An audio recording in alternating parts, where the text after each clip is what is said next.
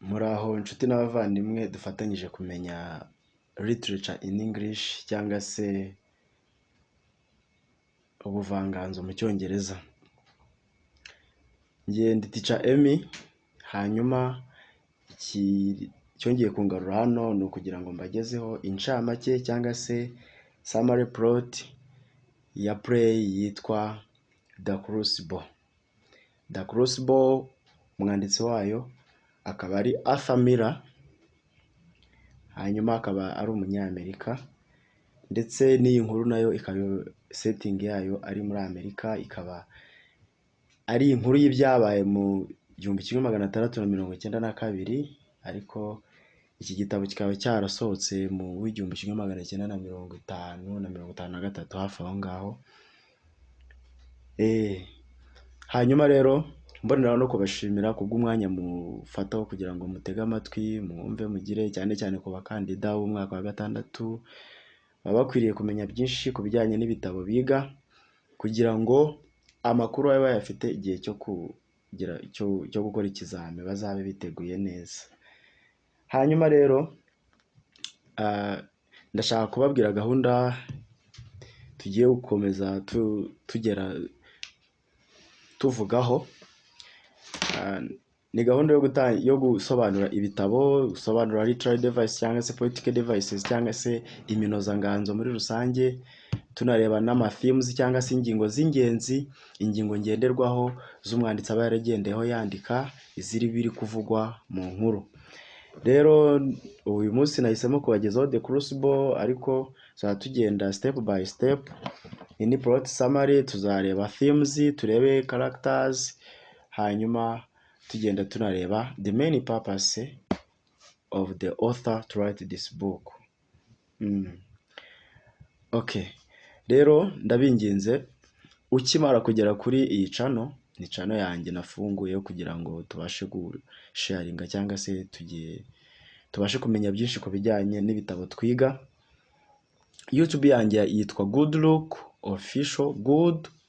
Official. Hanyuma icyo nkwibutsa, ukihagera please kanda subscribe, usharinge na mugenzi wawe ndushobora kuba akeneye aya makuru. Ikindi muri comment ukwiriye kwandika nkamenya ibitekerezo byanyu by'ibyo munsaba, kubera yuko tuba tuhabereye. Ibyo mushaka ko tubagezaho nibyo dukora dukurikije comment nyinshi z'abantu bahuriyeho nyine basaba inkuru runaka. Hanyuma rero natinze, reka dutangire twinjire muri kino gitabo turebe ese iyi nkuru iravuga iki. Nkomeza mbabwira yuko kugira ngo nkatwe abasizi, iyo ugira ngo usome igitabo urabanza ukamenya ngo icyo gitabo ni ikihe, ese umwanditsi wacyo ninde, ese kubera iki yakise gutyo iryo zina ryanditseho. Hanyuma ugahita ushaka aho iryo zina rishobora kuba rihuriye n'icyo gitabo, kuko ntabwo umwanditsi aba yarihitiyemo ubusa gusa, haba hari impamvu runaka yabihisemo. Rero iryo zina ry'igitabo, nk'umunyeshuri w'umunyahanga cyangwa se nk'umuntu w'umwanalist w'umuhanga, uba ukwiriye kumenya yuko byanga bikunda rifite byinshi risobanuye kuri icyo gitabo. Reka dutangire The Crucible yacu. In the Puritan England, the town of Salem, Massachusetts, a group of girls goes dancing in the forest with a black slave named Tituba. Mu Bwongereza, mu gihe cyo kuza kw'iyobokamana cyangwa se n'ubuyobozi bw'igitugu bushingiye ku myemerere, mu mujyi wa Salem mu gace bita Massachusetts, ubwo hari igroupe cyangwa se agatsiko k'abakobwa bari bagiye kubyina mu ishyamba, harimo n'umwirabura w'umucakara bita Tituba. While dancing, mu gihe babyinaga, they are captured by a local minister, Reverend Paris. Mu gihe babyinaga rero baje gufatwa cyangwa se baje kugubwa gitumo n'umuminister bitaga Reverend Paris. One of the girls, Paris's Paris's daughter Betty, umwe muri abo bakobwa akaba yari n'umukobwa wa uwo Paris bitaga Betty, falls into a coma like estate. Yaje kubibona rero nyine ko bitari byemeye muri kiriya gihe, abantu barahohoterwaga bazira imigenzo. Noneho rero ubwo biba ngombwa yuko iyo migenzo bayihashya bivuye inyuma, ari nacyo cyaje guteza imidugararo muri uriya mujyi. Byaje kurangira rero bite? Uyu mukobwa akibona se, kuko byari bitinyitse cyane muri icyo giyobokamana ryajyaga mbere, kandi ugasanga igihano cyo kutaryubahiriza kwari ukwicwa, gufungwa, ukicwa ubambwe cyangwa se umanitswe mu mugozi, nyine ibyo bita kunyonga. Ubwo ibyo ngibyo rero cyari kizira cyane kuba bakubona urimo urakora imigenzo ya gipfumu. Nicyo cyatumye rero uriya mukobwa ahita agwa muri koma, kuko bari babyinaga mu ishyamba bakora imigenzo bambaye ubusa. Reka dukomeze.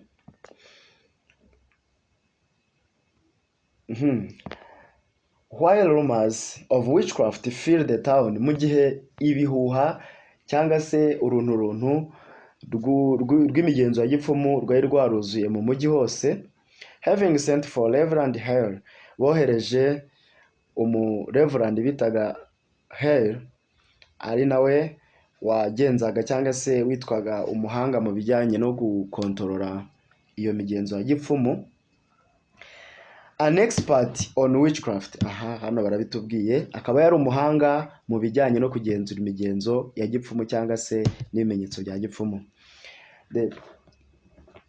Paris questions Abigail Williams. Tubonye undi mu character cyangwa se undi mukina nkuru bita Abigail. Ubone ko tumaze kubona aba characters ngira ngo 4. Dufite Reverend Paris, akaba papa wa Betty, tukaza kubona undi bitaga Reverend Hale, ari nawe wagenzuraga imigenzo ya gipfumu.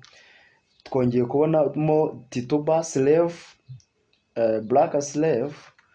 Hanyuma twongeye kubonamo undi mukina nkuru bita Abigail Williams. The girls ringleader Abigail Williams, a girls ringleader, akaba yari umuyobozi w'iyo migenzo yakorerwaga mu ishyamba. About the event that took place in the forest, kuri ibyo bikorwa byakorerwaga muri iryo shyamba. Abigail who is Paris's niece, Abigail akaba yari mwishywa wa Reverend Paris. Mugende mukurikirana amasano kugira ngo aba characters batabacanga, kubera ko iyi nkuru ifite aba characters benshi kandi bagiye bacanganye. Admit not doing nothing beyond dancing. Hanyuma Abigail yaje guhakana buri kimwe, aravuga ati nta kindi kintu twakoraga uretse kirenze kubyina. While Paris tries to calm the crowd that has gathered in his home, mu gihe Paris yagerageje gukontorora cyangwa se guhosha ako kavuyo k'abayobozi bari bateraniye aho ngaho mu rugo rwe, mwibuke yuko umukobwa we Betty yari yabaye fainted cyangwa se yari yaguye igihumure in coma. Abigail talks to some of other girls. Abigail yagerageje kuvugana na bamwe mu bandi bakobwa, tells them not to admit anything, ababwira kutagira ikintu icyo ari cyo cyose bemera. John Proctor, a local farmer cyangwa se umuhinzi, then enters and talk to Abigail alone. Ubwo ako kanya John Proctor yarinjiye ashaka yihererana nde Abigail, bavugana bonyine, unbeknownst to anyone less in the town, mu buryo butazwi n'uwari we wese muri uwo mujyi cyangwa se muri abo bari bateraniye aho ngaho bo muri uwo mujyi. While walking in Proctor's home, mu gihe bari barimo bagenda, mu gihe uyu mukobwa yakoraga kwa ntuze Abigail yakoraga kwa Proctor cyangwa se mu rugo rwa Proctor, the previous year she engaged in affair with him. Mu gihe yakoraga rero yaje kujya mu bintu bijyanye n'urukundo, bimwe mu mubano w'umwihariko hamwe n'uwo mugabo Proctor, ndavuga Abigail Williams ndetse na Proctor baje kugira gute kujyana imibano yihariye. Mwibuke yuko Proctor John Proctor afite umugore we bita Elizabeth Proctor. Ubwo uwo nguwo Abigail akaba yari umuja cyangwa se servant muri urwo rugo kwa Proctor, aribyo byaje kubaviramo no kuba relationship yabo yakomera bikarangira baje gukundana, nubwo bitatinze nyine nyuma y'uko umugore we abavumbuye, which led to her being fired by his wife. Ubwo urwo rukundo rero, uyu mibanire yabo idasanzwe yaje gutuma uriya mukobwa Abigail yirukanwa n'umugore wa John Proctor ariwe Elizabeth. Abigail still desire Proctor.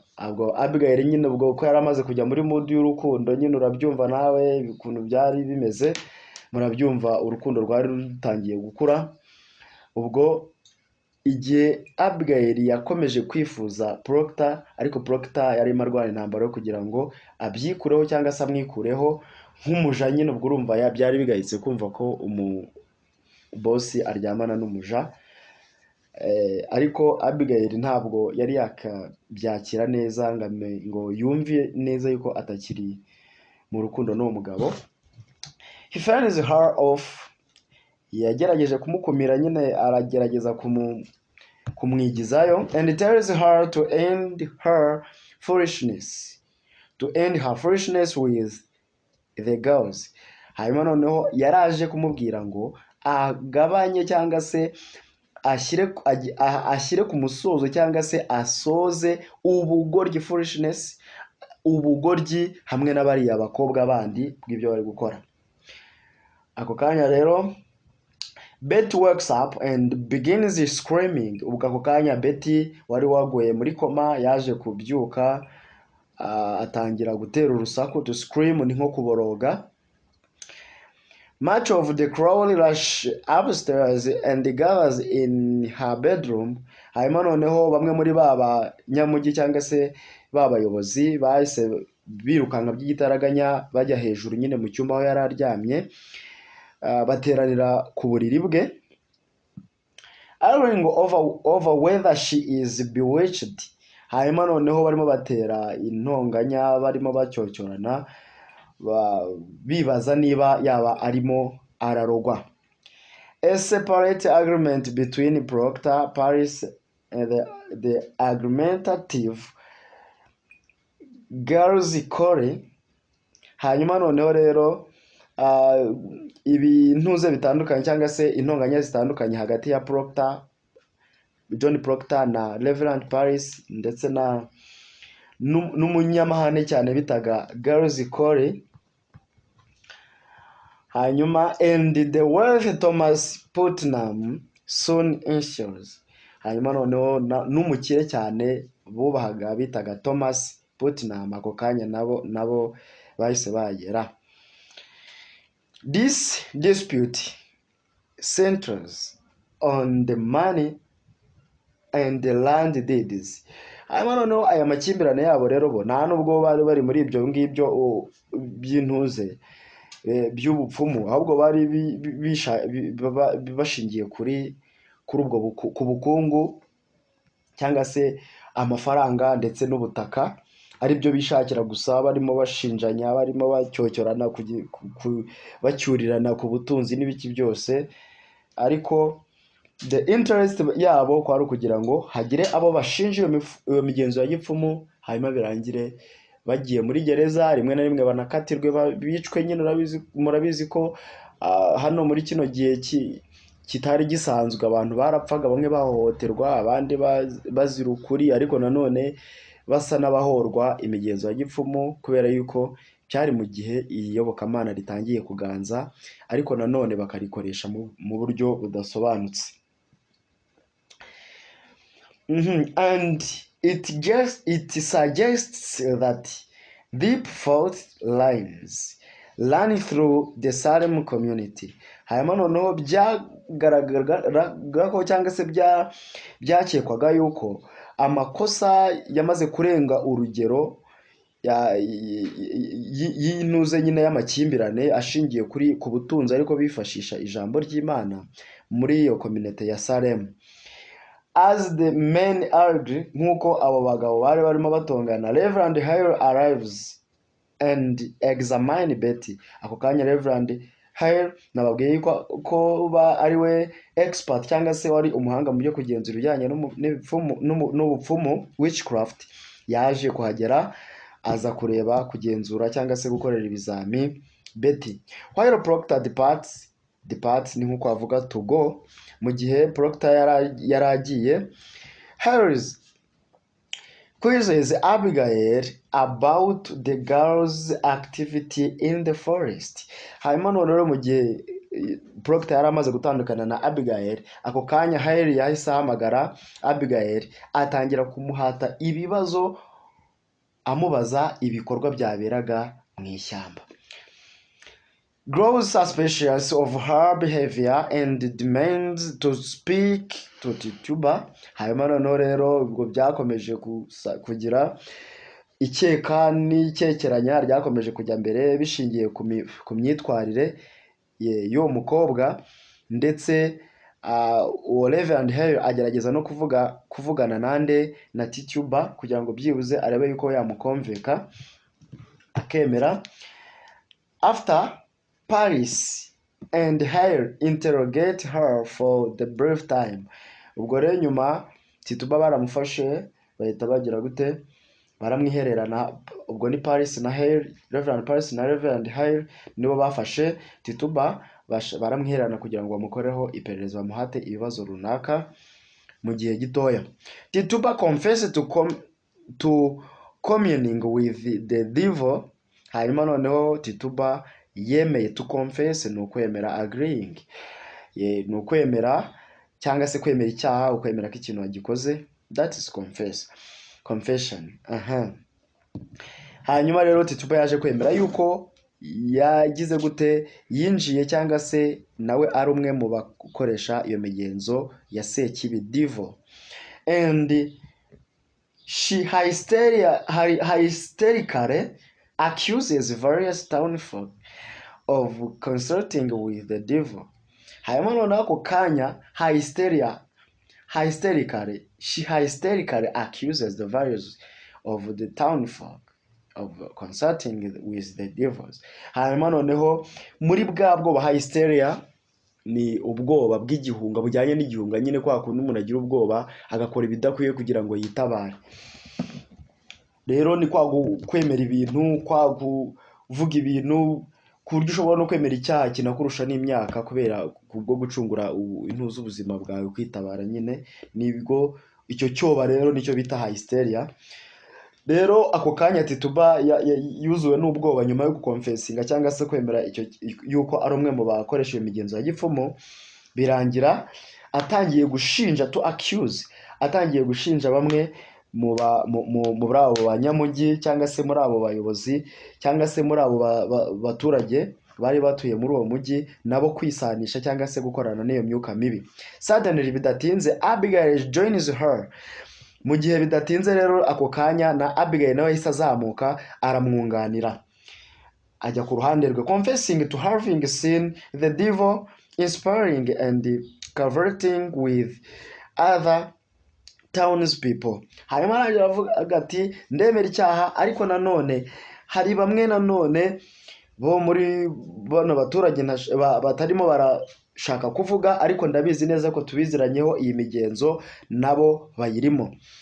Betty joins them in naming witches. Nuko Betty nawe ahita yunganira Abigail mu izina cyangwa se mu buryo atangira avuga amazina ya bamwe mu barozi. Betty joins them in naming witches. Ubwo rero nyine nicyo twavugaga, Betty ahita abunganira cyangwa se yunganira Abigail wari uri kuvuga ko atangira avuga amazina ya bamwe mu barozi cyangwa se bakoresha iyo migenzo n'imiziririzo ya gipfumu. And the crowd in thrown into uproar. Hanyuma noneho rero ubwo iryo tsinda ryari riri aho ngaho ry'abayobozi n'intiti byo bose batangiye noneho kugwa mu kantu, noneho ibintu biba uruvange.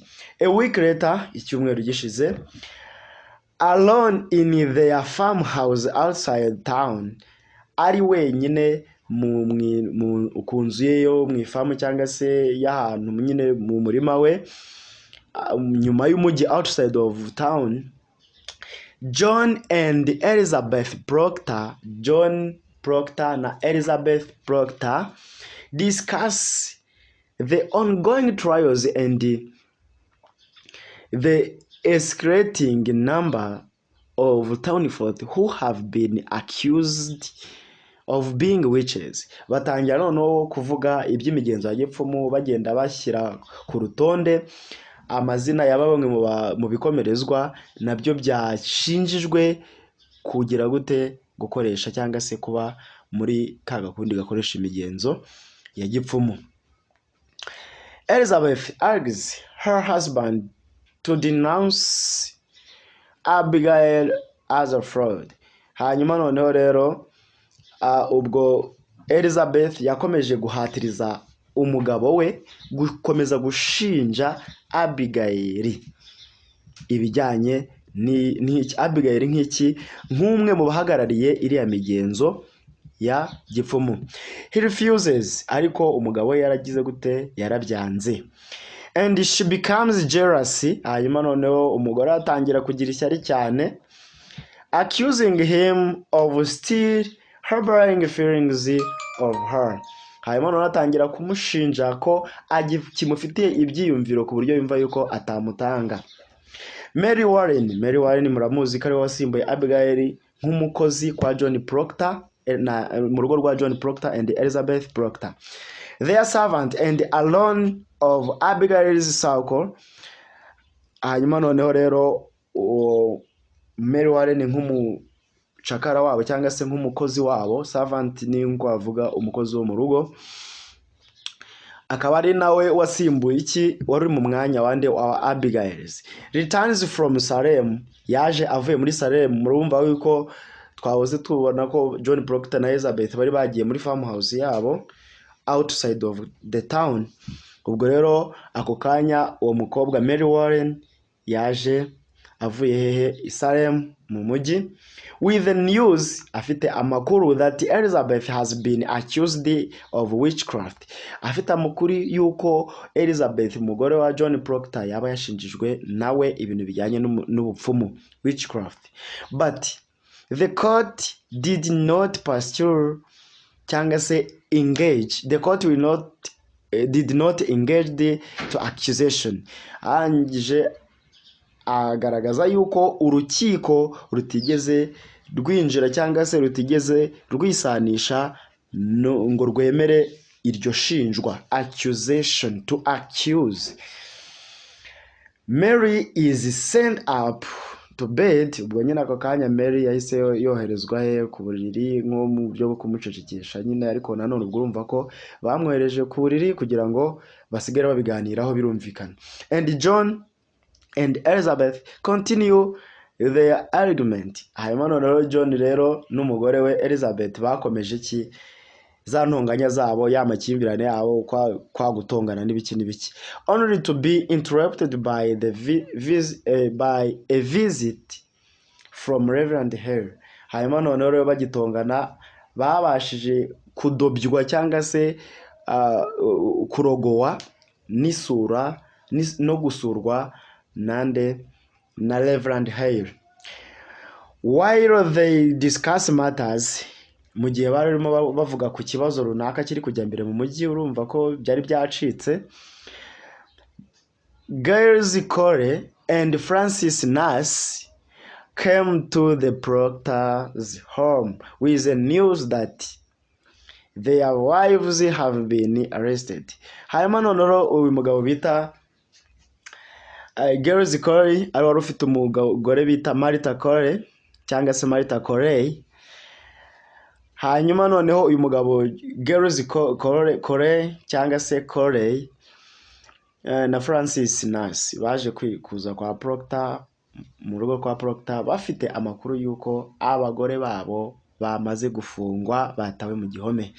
Officers of the court suddenly arrives and arrest Elizabeth. Ako kanya umwe mu bakuru b'urukiko ako kanya ahita nawe yinjira mu rugo kwa Proctor by'igitaraganya ahita afata Elizabeth nawe ati urafunzwe. After they have taken her, nyuma yuko bamaze kumufata, Proctor Brobist Mary, hanyuma Proctor yatangiye gushyiramo imigambi uyu mukozi cyangwa se umuja wabo bitaga Mary Warren, insisting that she must go to Salem and expose Abigail and the other girls as frauds. Hanyuma noneho aravuga ati ukwiriye kwiyemeza kugenda, ugomba kujyayo muri Salem, kujya muri Salem ukagenda ugashyira ahagaragara to expose, ugashyira ahagaragara Abigail ndetse n'abandi bakobwa barimo muri iyo migenzo. Next day, umunsi ukurikiyeho, Proctor brings Mary to court and tells George Danforth that she will testify that the girls are lying. Hanyuma noneho uwo munsi ukurikiyeho Proctor yazanye Mary Warren mu rukiko abwira umucamanza Danforth niwe wacaga urubanza rw'ibyo bintu byose ko ari buze gutanga ubuhamya. To testify no gutanga ubuhamya, to give some testimony. Hanyuma amubwira yuko azanye mu gutanga ubuhamya uri buze kugira gute kugaragaza ko ari abakobwa barimo barabeshya ba Abigail, Betty ndetse na Tituba. Danforth is suspicious of Proctor's motives and tells Proctor truthfully that Elizabeth is pregnant and will be spared for a time. Hanyuma nuko rero ako kanya Danforth nyuma yuko Proctor amaze kumubwira gutyo, Danforth nk'umuntu wakekaga Proctor cyangwa se wakemangaga umurava impamvu yaba iteye Proctor kugira ngo motive, impamvu, the reason why, impamvu ishobora kuba iteye Proctor kuza kuvugisha ukuri, ako kanya mu by'ukuri nibwo yahise amubwira ati wari uzi neza yuko umugore wawe atwite, rero niyo mpamvu akwiriye kurekwa mu gahe gatoya. Bisobanuye yuko byanga bikunda yarashatse kumubwira yuko aho kugira ngo abari mu manjwe yashaka uburyo ki asevinga cyangwa se atabara umugore we, kabone n'ubwo yenda icyaha cyaba kimuhama ariko ashobora kugenda mu mwanya we kugira ngo umugore we abungabunga ubuzima bwe cyangwa se atabara ubuzima bwe n'ubwo umwana we yaratwite. Proctor persists in his charge. Hanyuma noneho Proctor yatangiye kurekarama mu bijyanye n'ikirego cye, convincing Danforth to allow Mary to testify. Akomeza gukonvinsinga cyangwa se kwigisha cyangwa se no kumvisha uriya Danforth, uriya mucamanza Danforth kwemerera Mary Warren gutanga ubuhamya. Mary tells the court that the girls are lying. Mary yabwiye urukiko ko abakobwa barimo barabeshya. When the girls are brought in, mu gihe abakobwa bari bazanywe mimbere aho ngaho, they turn the table by accusing Mary of bewitching them. Hanyuma noneho ako kanya bahise bahindukirira imeza uyu Mary Warren nk'umutangabuhamya yari yicayeho, batangira nabo kumushinja yuko arimo arabaroga. Farious mu buryo Fariously ni Farious ubundi ni umujinya w'igitaraganya kandi uhutiyeho ndetse mwinshi. Proctor noneho ako kanya agira umujinya. Proctor confesses his affair with Abigail and accuses her of being motivated by jealousy of his wife. Ako kanya Proctor arakaye kubw'uko bahise bahindukirira umutangabuhamya bakaba aribo batangira gushinja nanone ko ari we uri kubaroga. Bamuhindukiriye nawe yahise ako kanya nk'intwaro yari yitwaje ibintu yari yaranze kuvuga no gushyira ahagaragara mbere mu rwego rwo kubaka izina rye. Urumva byari bigayitse kumva abandi bayobozi bagenzi be kumva yuko yaryamanye n'umuja. Nuko ako kanya rero umujinya ubu mukoresheje kwemera cyaha yuko yagiranye umubano wihariye cyangwa se yagiranye imibonano mpuzabitsina na Abigail. Atangira nanone kumushinja ko yagize gute, akomeje gukuza ishyari ku mugore we kubera yuko baryamanye, nyine ashaka kumukuraho umugore we. Ariyo mpamvu ngira ngo barimo baramushinja iki, ayo marozi cyangwa se ubwo bupfumu. To test Proctor's claim, mu buryo bwo kugira ngo bagenzure kurekarama cyangwa se kwiregura kwa Proctor, Danforth summons Elizabeth and asks her if Proctor has been unfaithful to her. Hanyuma noneho Danforth atangira kubaza. To summon ni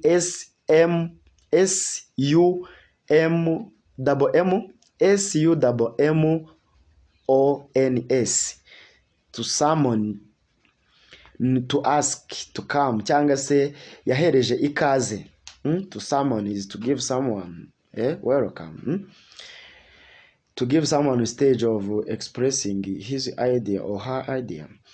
Danforth rero umukuru w'urukiko yahise asaba Elizabeth kuza, hanyuma amubaza niba John Proctor akiri umwizerwa cyangwa se yaba yaraguye. Urumva ko iyi nkuru ishingiye ku iyobokamana, ariko bakagaragaza uburyo iyobokamana ryakoreshejwe mu buryo butari bwo, aho ryakabaye ritabara abantu ngo abantu bagire barikoreshe neza, ahubwo ritangira kwica bamwe na bamwe. Hatangira kujyaho ibihano by'itegeko ndakuka, abantu batangira kwicana bashinjanya baramarana.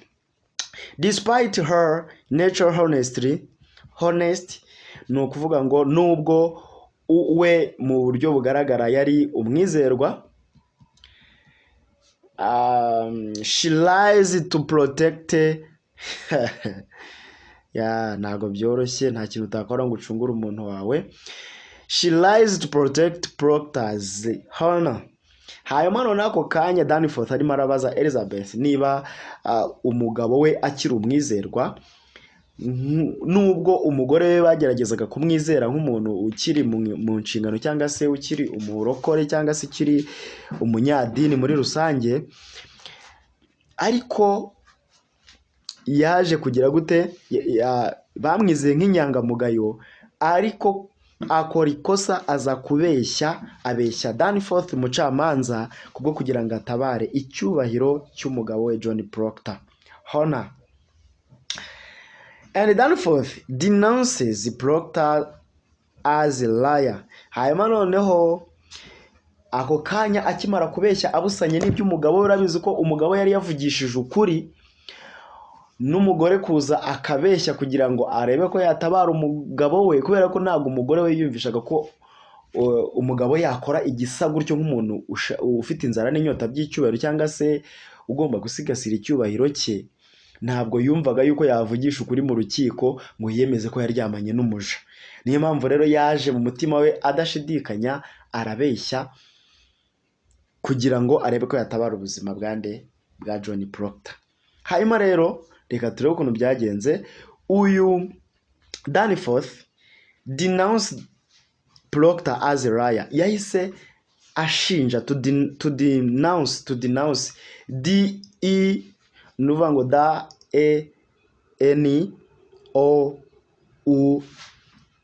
D-E-N-O-U-N-C ya ca na E. Denounce ni kimwe no kuvuga to accuse. Ubwo rero Danforth yahise ashinja Proctor nk'umubeshyi wamubeshye. Meanwhile, bidatinze, Abigail and the girls again pretend that Mary is bewitching them. Ako kanya Abigail ndetse n'abandi bakobwa barongeye bigira nkaho to pretend ni nko kwigira cyangwa kwiyoberanya gukora ibintu bibusanye n'ukuri kwawe. Batangira kwigira nkaho Mary Warren nanone arimo aragira gute ariko baroga bewitching to bewitch ariko bafurihera ya myuka mibi. And Mary Warren breaks down and ako kanya Mary Warren yabaye nk'ucitse intege nyine ako kanya and accuses Proctor of being a witch. Atangira noneho nawe gushinja wa wundi bazanye ngo wamuzanye nk'umutangabuhamya John Proctor, atangira nawe kumutunga intoki avuga ngo nawe ni umurozi. Murumva ko ahangaha abantu bari gushinjanya bagira ngo batabara amagara yabo. Proctor rages against her and against the court. Ako kanya noneho Proctor yahise arakara noneho atangira gusa n'umuntu cyocyorana n'urukiko, urutongana n'urukiko, hararakara cyane umujinya uramufata ndetse yabanje gutongana n'uwo mukobwa atangira kumuvuga n'amagambo adakwiriye, ahita yindukirira n'urukiko. Mbese bisa naho bijaguye mu mutwe ko yabonaga imiryango yose bayimufungiyeho nyine n'ubundi nta kabuza gereza atari buze kuyitoroka. He is arrested. Ako kanya yahise agira gute yarafunzwe. And Hale requires the proceedings. Ako kanya Hale niwe wahise yanzura aravuga ati tuzaba tureba ibikurikiyeho. Mbega asa naho birangiriye aho ngaho bategereza umunsi ukurikiyeho. The summer passes and Antenam arrives. No kuvuga ngo summer ni igihe undi winter ni igihe winter season ni igihe cy'imbeho cyangwa se igihe cy'itumba, mbega igihe cy'ubukonje. Nyuma summer season ni igihe cya dry season cyangwa se igihe cy'izuba mu gihe haba hari ubushyuhe. Mu gihe rero the summer season passes, igihe cy'impeshyi cyangwa se cy'ubushyuhe kirangiye, Antenam is alive. Antenam no kuvuga ngo ni nko twavuga winter, igihe cy'ubukonje kije. The witch trials have accused the unrest in neighboring towns. Ako kanya muri icyo gihe abanyamigenzo witch trials ni bakoresha ni groupe y'abakoresha imigenzo ya gipfumu bakomeje gushinjwa ubutaruhuka muri abo baturanyi mu bituranyi muri uwo mujyi neighboring towns cyangwa se muri iyo mijyi y'abaturanyi ba Salem cyangwa se Massachusetts. And Danforth grows nervous. Ako kanya Danforth yatangiye guhangayika kwe biriyongera, atangira to be nervous is as same as you can say to be worried, to be afraid of something unconscious which could be happen. Abigail has runs away. Ako kanya Abigail yahise atoroka, taking all of Paris's money with her. Agenda atoroka ahunga ko gace ka Massachusetts hamwe n'amafaranga, ahunganye n'amafaranga yose ya Paris. Mwibuke yuko Abigail yari niece cyangwa se mwishywa wa Paris. Ubwo no kuvuga ngo nubundi niho yaravuye kwa Paris, yaramwadobse barabana nyine nk'umuntu Abigail utarufite ababyeyi, yaramwadobse aravuga ati reka mwirerera ko bakaba bafitanye isano nyine, urabyumva mu masano. Ubwo urabyumva umuntu yari mwishywa wundi byanga bikunda haba ari some close relationship between them. Ako kanya rero nubundi nyuma yuko Abigail yirukanwe kwa Proctor, yirukanwe n'umugore wa John Proctor, ubwo Abigail yahise asubira kwande aho yari yahoze kwa Reverend Paris. Ubwo rero nyine nyuma y'ibyo ngibyo Abigail abonye atabivamo nibwo yaje guhunga, ariko ahungana n'amafaranga yose ya Paris. Harry, who has lost faith in the court, hanyuma noneho Haley an expert in witchcraft, wa muhanga wacu mu bijyanye no kugenzura imigenzo ya gipfumu, yari ameze nk'umuntu wabuze ibyiringiro ndetse no kwizera mu rukiko. Ubwo yumva ko ibintu byose ari uruvangitiranye, bari gushinjanya, ntiwamenya uri mukuri, ntiwamenya uri kurengana, nyine ubwo urumva ko byari agatogo muri rusange. Begs the accused witches to confess falsely in order to save their lives. Ako kanya rero Danforth nako Haley nk'umuntu byari bimaze gucanga, none bimaze kumurenga, yahise Begs yinginze abashinjwa imihango ya gipfumu kwemera icyaha mu buryo butari bwo, mu buryo bwo kugira ngo batabare ubuzima bwabo. Iri jambo ndarisubiramo. Haley, Reverend Haley begs the accused witches to confess falsely, nyine true or false, falsely in order to save their lives. Byibuze yaravuze ati mwemere mwakabyara mwe, ndabona none ntamenya ngo uri mukuri ninde, uri kurengana, uri kurenganywa ninde, uri mu migenzo ya gipfumu utayirimo ninde, noneho mugerageze kwemera amazimwe ashire murebe ko mwatabara ubuzima bwanyu. But they refuse, gusa barabyanga. Danforth, however, our judge Danforth cyangwa se uwo mucamanza rero Danforth, nubwo has an idea, nubwo yari afite igitekerezo, he asks Elizabeth to talk to John into confusing. Yasabye Elizabeth kuvugana na John mu buryo bwo kugira ngo yemere icyaha, yemere pe, amukonveke yemere. And she agrees. Ubwo rero Elizabeth nk'umuntu washaka ko umugabo we nawe ava mu gihome, nawe yarabyemeye kugira ngo agende arebe ko yagira gute yamukonveka akabyemera. Conflict. Ubwo nyine batangira kugirana amakimbirane, batangira gutongana, batangira kuzamura intonganya, batabyumvikana, ubyemere ntago mbyemeye, ibiki n'ibiki, byarangiye n'ubundi. Urumva ko John Proctor yari yamaze kurakara, none yanamaze no kuvuga ati nimushaka icyo mushaka mu gikore, n'ubundi isi yanyikaragiyeho. But desiring to live, ariko nanone gerageza izere kubaho, cyangwa se ifuze kubaho. Yifuzaga kubaho. John Proctor nawe yifuzaga kubaho, nuko nyine isi yari yamwikaragiyeho akabura icyo afata n'icyo areka. John agrees to confess. Hanyuma arako kanya umugabo ava ku izima, John Proctor yemera cyangwa yiyemeza kwemera icyaha. And the officers of the court rejoice. Ako kanya to rejoice, as you can say, to be happy. Ako kanya noneho rero bamwe mu baofisiye baho ngaho b'urwo rukiko bagira bate, barishima yuko byibuze wenda ibintu bishobora kuba bigiye kujya mu buryo.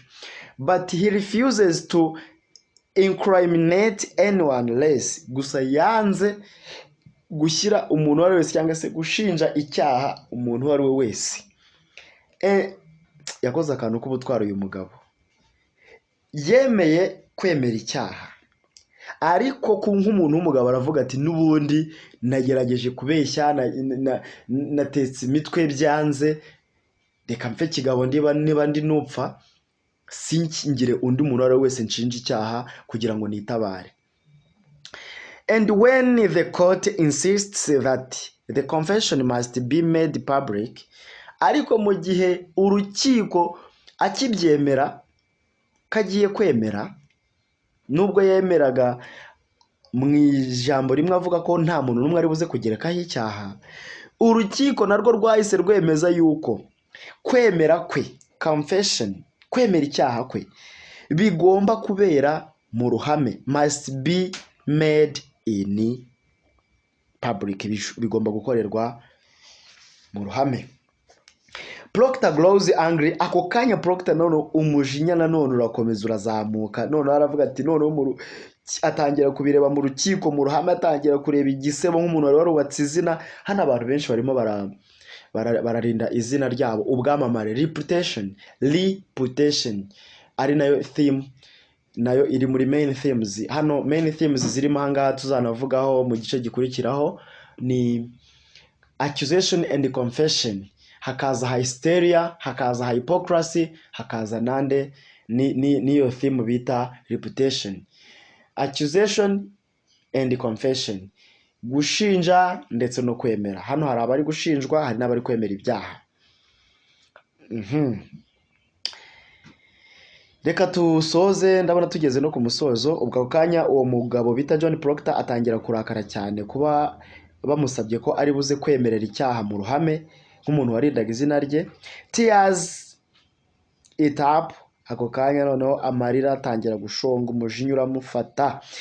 He retract his admission of guide. Ako kanya he retracts, ako kanya noneho umujinya waramufashe, amarira atakara, noneho biradogera. Noneho nibwo yafashe rwa rupapuro bari bamuhaye rwari buze kwemera rwo nyine kurumva ko yemeye icyaha, bari kubyandika. None urwo rupapuro bashoje kurwandika bararumuhereza ngo aze kurusomera imbere y'imbaga nyamwinshi. Noneho urukiko rwateranye n'abantu n'imbaga nyamwinshi cyangwa se rubanda bari aho ngaho bamwose.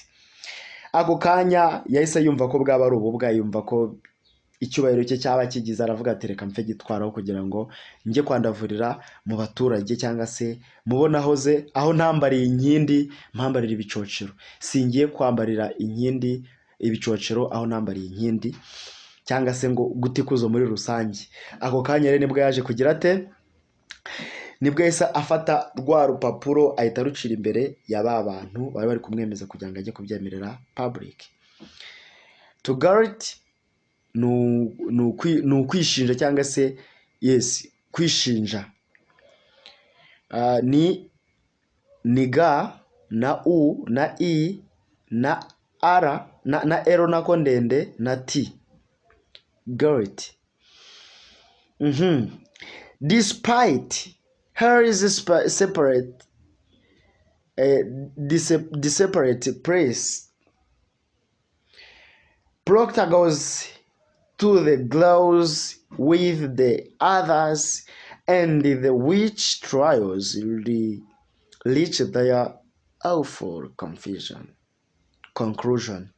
Ako kanya rero nubwo uyu Harry yakomeje kutabyumva neza, cyangwa se bikomeje kumucanga nyine urabyumva, Proctor yakomeje yahise agenda hamwe na bamwe muri abo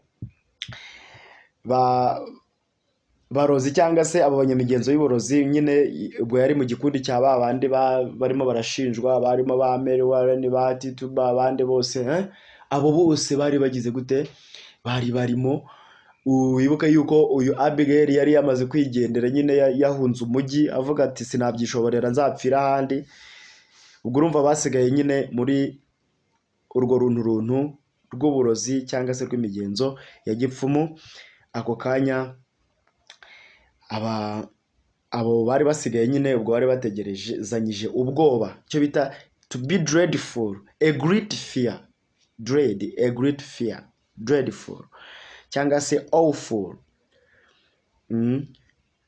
A cyangwa se A in English, W F U L, awful cyangwa se dreadful. Dreadful conclusion. Ubwo bahise baza bateranira aho ngaho nyine nyuma y'uko urupapuro Proctor amaze kuruca. Ubwo bahise bamushyira mu bandi bagiye gukatirwa, cyangwa se no kuba nyuma yo gukatirwa. Ubwo nyine habagaho kuba bamwe hari abafungishwa igihano cyo gufungwa imyaka myinshi cyangwa se n'amahazabu, abandi bakaza, abandi hakagira n'abahabwa ibihano byo kunyongwa, nyine kumanikwa. Kunyongwa no gupfa nyine, gupfira mu ruhame bakakumanika ugapfa ubabaye. Nuko rero bahise baza bateranira aho ngaho bategerezanyije amatsiko awful cyangwa se dreadful conclusion from the court, bategereje imyanzuro ikakaye ituruka mu rukiko. Okay, rero iyi niyo ncamake y'iyi nkuru The Crucible, yanditswe na Arthur Miller. Ikaba ari ibyabaye muri Salem, somewhere Massachusetts, Colonial Massachusetts, a small town in colonial Massachusetts, somewhere Salem. Salem is a city, and the place where this story took place is Massachusetts. Hanyuma rero mbabwira ko iki gitabo cyatangiye ibi byabaye mu mwaka w'1692, ariko uyu mugabo Arthur Miller aravuga ati nk'umusizi, nk'umuritirere, ngomba ibi bintu kubishyira ahagaragara. Hanyuma nibwo yagize gute, nibwo yaje kubyandika, abihera mu 1950